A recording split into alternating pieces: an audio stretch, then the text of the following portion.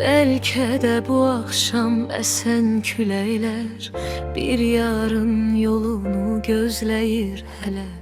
Belki de ay değil göydeki ışık bir yetim sevdanın nurudur ele.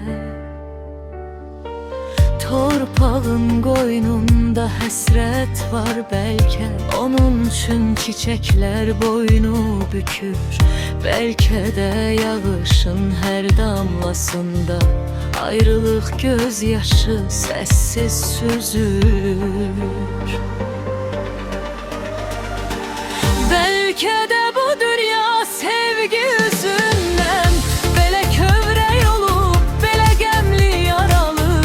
Belki hasta könlüm seni aktarır, senin ürəyində qalan yarımı. Həsrətinlə yanır tənha ürəyim, sənə doğru axır hər bir diləyim. Belki de qovuşmaq bir möcüzədir, belki de möcüzə sensen əzizim.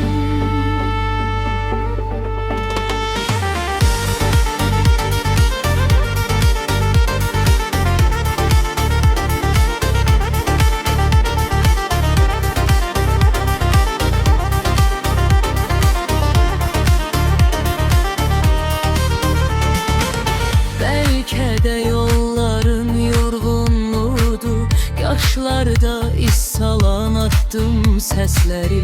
Belki de uzakta görünen dağlar bir qəlbin göylere qalxan dərdidir. Belki de bulutlar köç eden qəlbdir, yağışlar göylerin yığılan derdi. Belki de küler der yolunu azmış, uzak üfüdrerde iten bir sestir. Belki de bu dünya bir yarpak kimi sevginin külünü